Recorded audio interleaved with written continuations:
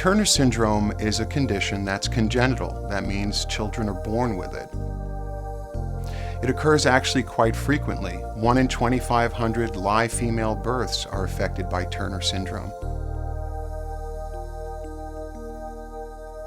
The most ideal time to treat children with Turner syndrome is as early as possible. There are many of us who treat girls with Turner syndrome at birth, but unfortunately the age of referral to pediatric endocrinologists for treatment for short stature remains disappointingly late, age 9, 10, and 11, when much less can be accomplished.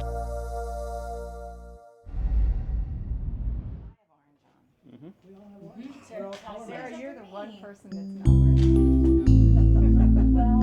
My name is Sarah Kramer. I have Turner syndrome and I'm 16 years old now.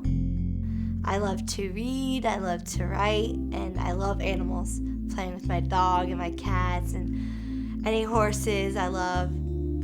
I like to hang out with my family. We play cards and swim in the pool, do stuff like that. And I love to act too. I go to performing arts school. I'm a junior there now.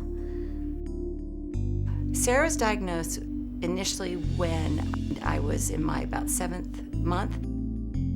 There was a blood test and it came back abnormal, and so they did an amnio, and then the amnio came back abnormal. And I received a phone call from a doctor who called me just at 3 o'clock when other kids were coming home from school and said, "I've got some news to tell you," and then just read a list of problems that she might have and told me she was a Turner child.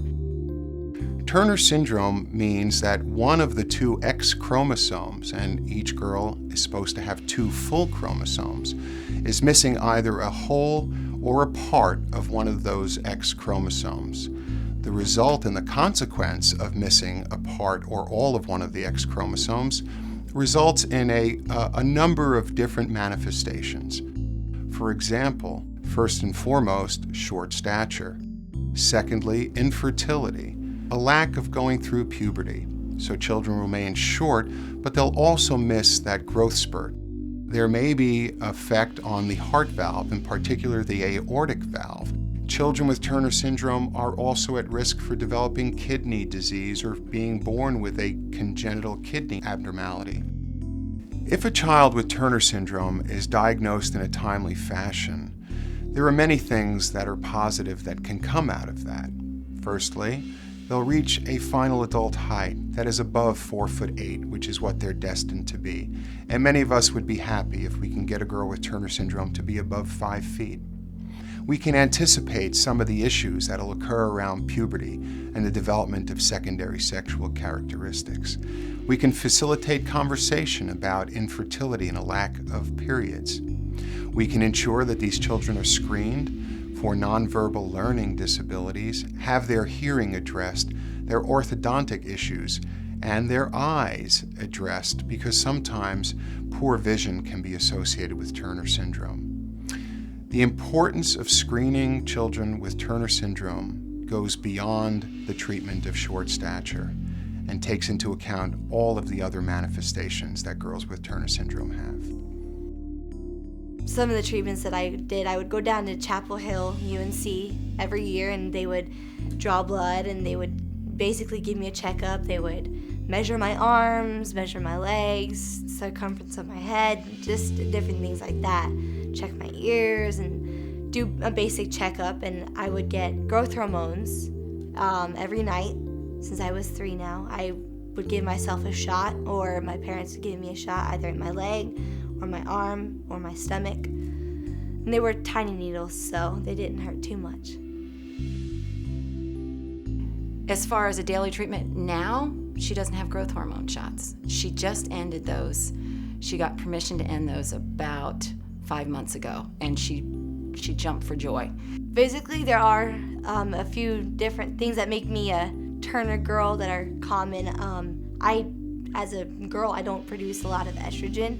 So to help boost that, my doctors have given me an estrogen patch to wear to, make my estrogen levels normal. And I have large hands. My hands are pretty big for a 16-year-old girl, and I have larger feet than my mom. Those are just some Turner Turner things, and also I have thyroid.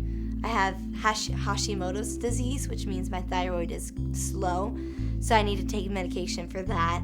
The purpose of early diagnosis is so important, and my heart goes out to people that don't know, because from early on, when she started having hearing problems or ear infections, they didn't say, oh, well, she'll grow out of this, or they said, she has Turner syndrome, we're going to take care of this. Turner syndrome is very easily screened for today.